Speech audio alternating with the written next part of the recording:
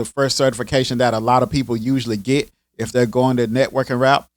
But definitely if you hear entry level, they're definitely not referring to how hard that exam was, because that exam is not entry level.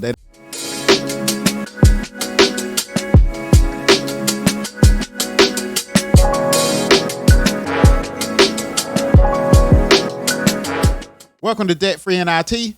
I'm your host, Mike. This podcast is for anyone who's looking to get into the IT industry, whether it's for a career change or you're just interested. I think you come to the right place. So today's episode comes from a listener's question. So this listener stated that they've been watching the channel for a while, so I appreciate you checking me out.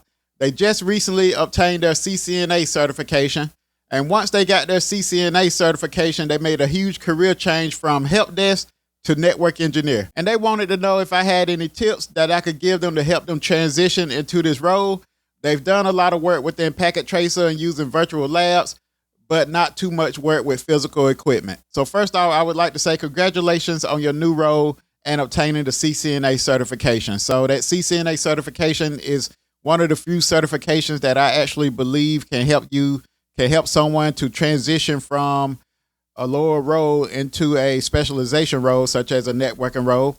And also it's one of the few certifications that can help someone get into the industry, which there's a lot of other ones out there, but the one you hear most of the time when someone has entered the industry and they made a huge career change, 9 times out of 10, they probably done got this CCNA certification. So there's other certifications that can do the same thing, but I like to say that the CCNA is probably one of the ones that I hear the most at helping someone to make this transition. So congratulations on that CCNA. A lot of people would probably say that I wouldn't say an entry level cert, because it's not entry level as far as how hard it is. So as far as skill level, it's definitely an intermediate cert. It's definitely in that range. Some people may say it's an entry level cert because it's the first certification that a lot of people usually get if they're going the networking route. But definitely if you hear entry level, they're definitely not referring to how hard that exam was, because that exam is not entry level. That exam is on that intermediate level or more advanced level. So congratulations on that. Then also congratulations on getting that CCNA and then making that transition to networking as a network engineer. So your transition is very similar to the transition I made a couple of years ago. So my transition was moving from that desktop support role or technical support, depending on what the organization may call it. But I went from handling hardware to putting together PCs, exchanging hard drives, troubleshooting anything hardware related. I went from doing that to then transitioning over to networking. So it's real similar to your situation where you're coming from help desk, where maybe at help desk you had the free range to go out and help users and solve issues, or maybe you were just on the phones. But like I said, that transition is real similar, where you're going from something totally different going now to this where you specialize in something. So one of the things to keep in mind is that during this transition, there's going to be a learning curve. But also this learning curve is going to give you a chance to grow in that position and also grow overall as an IT professional. So similar to when you might have started at help desk. When you started at help desk, I'm pretty sure there was some things you had to do at help desk, some things with troubleshooting or resolving certain issues that you didn't really know about at the time. You didn't really know how to do it. So you had to learn the way that organization wanted you to resolve those issues. Some of those issues was brand new. Same thing is going to happen here. So you're going to get in this networking role, and at first it's going to seem real overwhelming because you may be in a large environment. You realize that, you now got a lot of control to where if you're on a certain device and you put in the wrong command, it will take some stuff down. So you have a lot of control under a lot of power per se. So this transition after a while though, is going to be just like that help desk job, to where as you get in that routine, you're going to find that, you start picking up on things. After a while, the things that you thought was hard in the beginning, it's no longer going to be hard. So a lot of that stuff is going to just take time. And as you learn that position, and then also hopefully you're coming in where you got a pretty good team that you can learn from. So use your team to learn from, because your team, more than likely, they may have been in that position longer than you. So long as they may have been in that position longer than you, so now you can use them to learn from. So they can school you to Some of them, and trust me, I found this out where when I moved to networking, some of the networking engineers, they've been doing it for a long time. So they knew different commands that I didn't read in the books. So they knew different things to how to resolve different issues a different way. So with that, I just started to add that to my tool belt. They show me something new. Oh, I jotted down my notes. I add that to my tool belt. So the main thing is, like I said, you're going to lean on your team because they know that you're new to this, and basically you're going to have to get trained up. So it's nothing to fear. Take it as a growing situation, because once you learn this position, then you're ready to take on more responsibility in your role and start getting the harder task, maybe start knocking out a couple projects. So a lot of times I like to say, once you start specializing in something, your projects is what's going to make you more valuable. So the different projects you get your hands on, the different systems you implement, the different technologies you do. So just keep track of everything that you're doing, because like I said, it's going to end up making you more valuable in the long run. Hold up. If you're enjoying this episode, get ready for my up-and-coming newsletter, The Law Files. This is a weekly newsletter to help you start your IT career with practical advice and tips, powered by yours truly. I'll be launching it soon, and it'll be packed with actionable advice, resources, and insights to kickstart your IT journey. The link is in the description or pinned in the comments. Don't miss out. Now back to the episode. And then some other things I think helped me to transition into my networking position that I think could help you is, one of them I mentioned a little bit earlier, that's just having a supportive team. So if your team is supportive, which in most cases they are, so if your team is supportive, they're going to be willing to help you out. So as you're learning your job, you're going to come upon issues that you can't resolve. You're going to come upon issues you may be spinning your gears at, things that you might not even know where to start. So as long as you got that supportive team, they're not going to make you feel unwelcome. So usually a supportive team, there are people that you can lean on, and also people that can help you out until you get more comfortable with the job. So especially if you're in a large enterprise. So if you're in a large enterprise, you got a large network, like a lot of times that it will take a while for you to learn it. Most places give their network engineers or their network folks that's new to that organization, usually give them 6 months to a year to get comfortable. So like I said, hopefully your organization gave you a little bit of time to get comfortable, and they don't expect you to hit the ground running, which in most cases, I don't think they are. I don't know who they are, but like I said, in most cases, I don't think they'll do that. So as long as you come in on with this supportive team, then like I said, that team will make you more comfortable. And then one thing, like I said, soak up everything from that team, especially if that team, everyone on there has probably been on that position or been doing that job longer than you. So they're going to have some ways of fixing things that you may not have read in the books. So just soak up all that game and then just carry it on. It's going to make you better at your position, going to make you a better network engineer.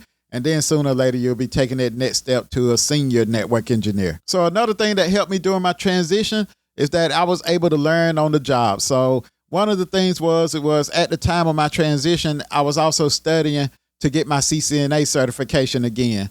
So as I was learning from the CCNA, I would come home, I would read up on some things. And then 9 times out of 10, when I go back to work, we was implementing a lot of that stuff. So a lot of that stuff was, or some of it was already implemented on our network. So I could go back and look at, okay, this is how it was done. This is the situation that this certain technology got implemented. And I think the same thing will end up happening for you, because you already got the CCNA. You're going to start to notice that some of the puzzle pieces is going to start coming together, because as I look back, when I got my CCNA the first time back in 2008, back then it was just getting out of school and everything. I got the CCNA certification, so I understood the networking lingo. I understood networking, but some of those puzzle pieces still wasn't clicking together. So I knew it, but the puzzle pieces, the picture wasn't clear yet. But then once I got into it, and then I was working on the job, and then I'm studying for the CCNA again, because mine had ran out by that time. Well, I'm studying for it again. Now the puzzle pieces is starting to come together, because as I'm learning stuff, I'm coming to work and I'm doing it. So it's like, oh, okay. It's almost like the light bulb go off, like, oh, okay, that's what that is for. So like I said, for you, you already got the CCNA. So it could be that you start studying for your CCNP.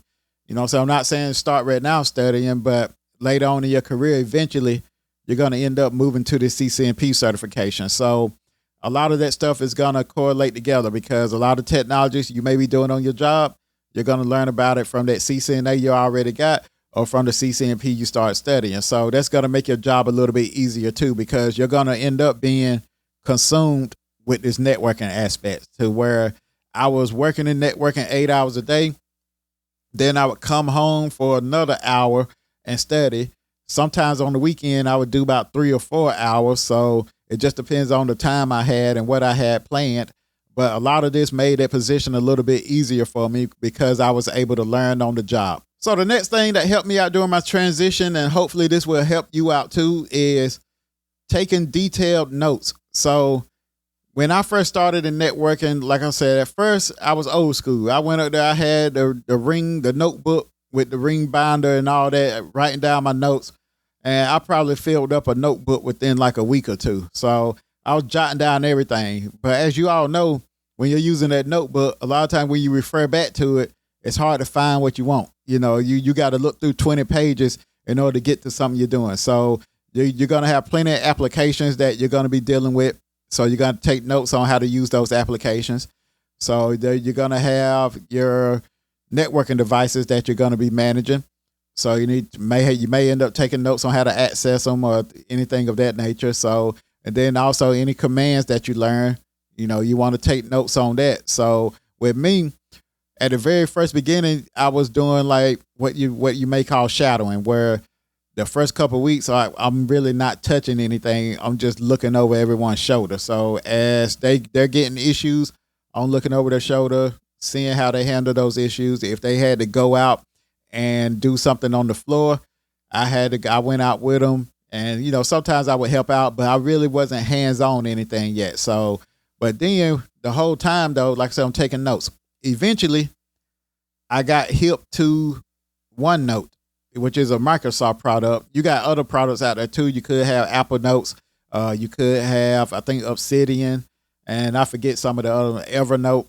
There's a couple of them out there. So at the time, like I said, we was a Microsoft house, so we use most of Microsoft products. So I started using OneNote. And at the time, I had some experience with OneNote because that's what I used for my CCNA. But at the time, I wasn't using it to take notes on the job. So I started using OneNote for the job, and this made it easier because when I came back upon something with OneNote, you create little tabs almost where every situation you can put a tab in for it. So I started separating the issues and then my notes by tabs. That way, when I go back and I'm having that same issue, I can just search for it and I can pull it up. So eventually, what's going to end up happening is you may be referring to your notes a lot in the beginning, but then after a couple of weeks or after a couple of months, it's going to end up being where you don't need your notes anymore. So you're going to look back at it like, dang, I done came a long way, because when you first started, you're nervous and everything. You scared to put in a command, but then months go by, you so comfortable, it's like you don't even have to really ask for help no more. Now, there's still going to become times where you're still going to need some help, because like I said, most days for me was usually pretty good, but then you get those one-off situations where you get an issue that you just can't pinpoint how to fix it. That's where you're going to need a fresh set of eyes, or you're going to need some more advice, or you may even end up having to contact the vendor for that application, or the vendor for whoever supports your network and whatever products y'all have. So like I said, but all this kind of stems from me taking those detailed notes. So I think the notes will help you out. I know some people don't really like taking notes. They learn on the fly. I'm one of those people. I like to take notes, and I like to also do it so that I can learn it. But taking detailed notes, I think, will help you out during this transition. Another thing that helped me out during this transition was that I wasn't scared to ask questions. So the only dumb question is a question that's not asked. I asked plenty of questions. I asked the dumb questions. I asked the hypothetical questions. I asked all kind of questions. So don't be afraid to ask questions. So you got to ask questions, because they're looking for you to ask questions most likely. If you're not asking questions, then once you start messing up or something like that, they may think that, You ain't ask no question when we were training you. So, you want to ask questions. You ain't got to go out and ask no crazy question or nothing like that. But anything that you don't understand, you want to ask questions. So one of the things that I did was, like I said, a lot of my coworkers and everything, they was engineers. So they knew pretty much everything. Like I said, they was top tier. So any question I had, a lot of times they was able to break it down, explain it to me, put it in layman's terms. They could draw the diagram, show it to me. So I was able to soak it up to where I would ask all kind of questions. I would ask everything. If it's something I didn't understand, if I went home and I was reading up something in the CCNA and I didn't understand it, I would come back. I have it jotted down like, hey, I was looking at this last night. What does this mean?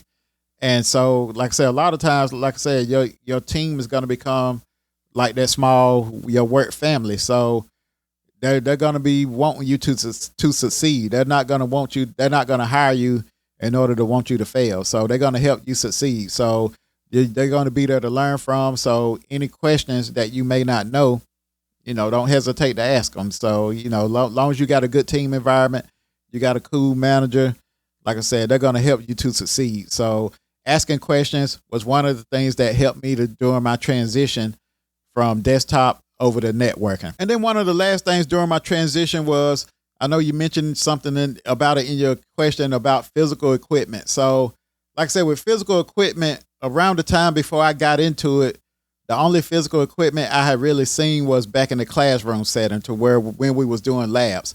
So I seen physical equipment then to where we had to cable it up, but I never seen it in a large enterprise. So going inside of some of the closets when I was in desktop, I was able to see the equipment there.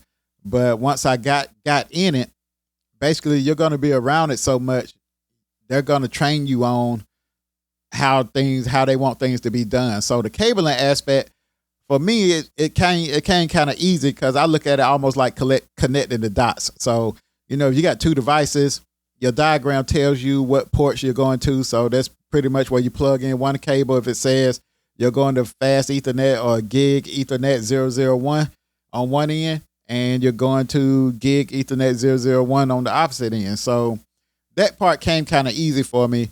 But the cabling aspect, making it neat, that's one of the things that a lot of places harp on. You want to make it neat in your closets.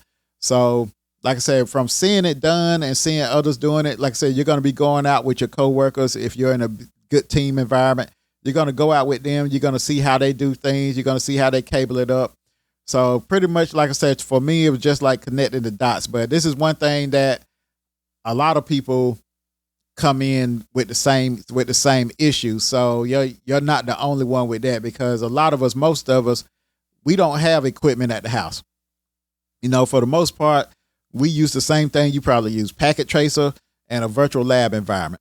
So coming from that virtual environment, going over to this physical aspect, there is some little things that you're going to have to get used to, but I don't think it's going to be any issue for you, because 9 times out of 10, if you're cabling up something, you're going to know what ports you need to cable, because it's going to be the ports that either you configured or the ports that you're deactivating or something like that. So you're going to know what ports is involved. So things like that, I think it's going to come as you start getting your foot set in your career, as you start getting some time in networking.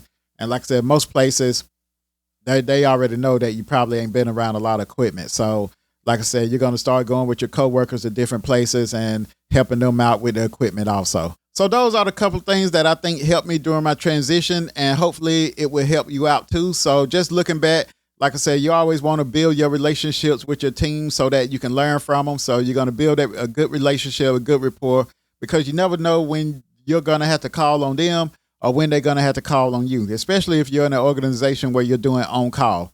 Usually on call, if you're closer to that environment or you're closer to that organization, sometimes your coworker may be on call, but they may call you, ask you, can you go in and take a look at something? So like I said, you're going to build a relationship with your team, a good relationship. And then also, like I said, don't fear asking questions, because your team, they want you to succeed. So they didn't hire you to see you fail.